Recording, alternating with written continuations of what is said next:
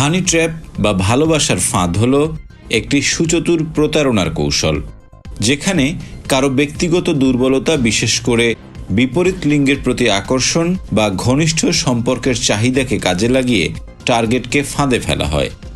প্রাচীনকাল থেকে আজ অবধি অর্থনৈতিক মুনাফা, কূটনৈতিক বা সামরিক গোপন তথ্য সংগ্রহ, মানহানি বা রাজনৈতিক সামাজিক প্রভাব বিস্তারের উদ্দেশ্যে এ ধরনের ফাঁদ পাতা হয়েছে।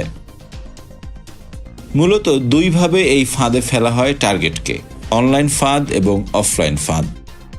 সামাজিক যোগাযোগ মাধ্যম, মেসেজিং অ্যাপ বা ভিডিও কলে আকর্ষণীয় পরিচয়ে কোনো সুন্দরী তরুণীর মাধ্যমে প্রথমে বন্ধুত্ব বা ঘনিষ্ঠতা গড়ে তোলা হয়।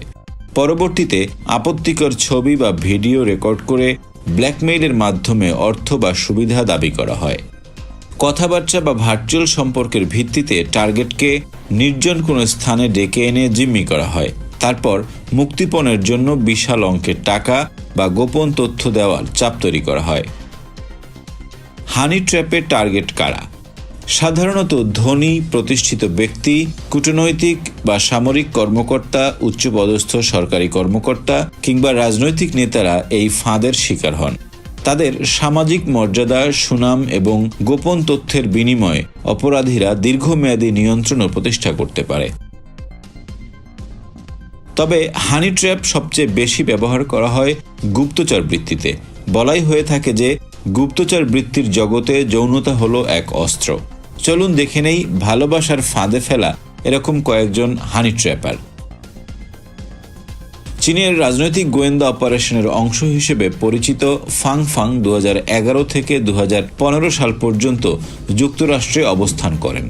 ওই সময়ে তিনি 2 জন মার্কিন মেয়রের সঙ্গে প্রেমের সম্পর্ক গড়ে তোলেন এবং ডেমোক্র্যাটিক রাজনীতিবিদদের টার্গেট করেন।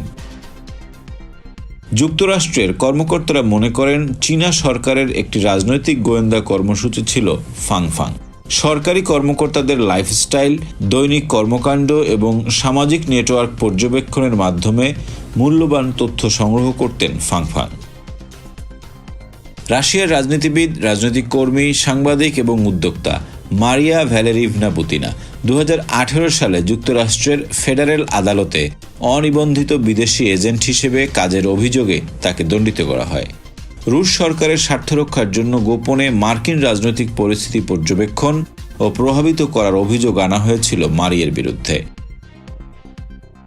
2010 সালের 27 জুন রাশিয়ার গোয়েন্দা হিসেবে গোপনে কাজ করার অভিযোগে আটক হন সাবেক রুশ গোয়েন্দা এজেন্ট, মিডিয়া পার্সোনালিটি ও মডেল আনা চ্যাপম্যান। তিনি সহ আরও 9 জন অপরাধ স্বীকার করেন। একটি ল্যাপটপ ব্যবহার করে ব্যক্তিগত ওয়্যারলেস নেটওয়ার্ক তৈরি করেছিলেন আনা এবং এর মাধ্যমেই রুশ সরকারি কর্মকর্তাদের সঙ্গে গোপন যোগাযোগ রক্ষা করে গোয়েন্দা তথ্য সংগ্রহ করতেন তিনি।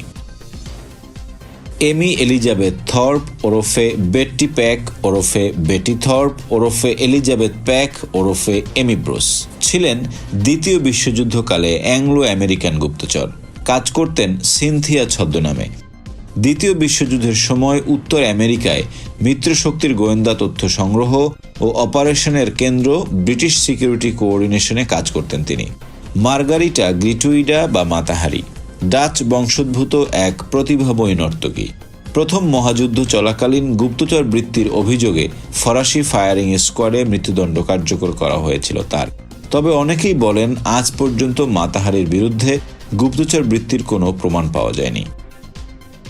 জেরেমি উলফেডেন্ট ছিলেন একজন সাংবাদিক এবং শীতল যুদ্ধের সময় ব্রিটিশ গুপ্তচর। 1960-এর দশকে মস্কো থেকে ডেইলি টেলিগ্রাফে রিপোর্টিং করাকালীন তিনি কেজিবি-এর হানি ট্র্যাপের শিকার হন।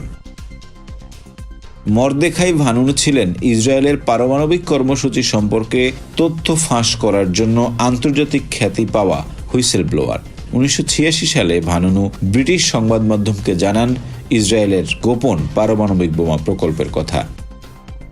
এর কিছুকাল পরে তার সাথে পরিচয় ঘটে এক সুন্দরী তরুণীর। পরিচয় থেকে প্রণয়। তারা ডেটে যেতে চাইলেন, তবে লন্ডনে নয়, রোমে। ভানুনু রোমে পৌঁছানোর পর আটক হলেন মোসাদ এজেন্টদের হাতে।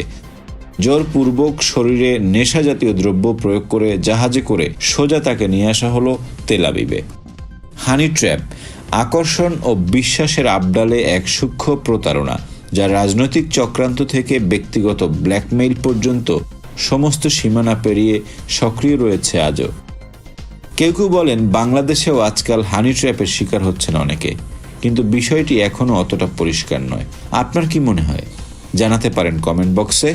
ভিডিও ভালো লাগলে লাইক করুন, শেয়ার করুন, সাবস্ক্রাইব করুন আমাদের চ্যানেল দ্য রিপোর্ট.লাইভ।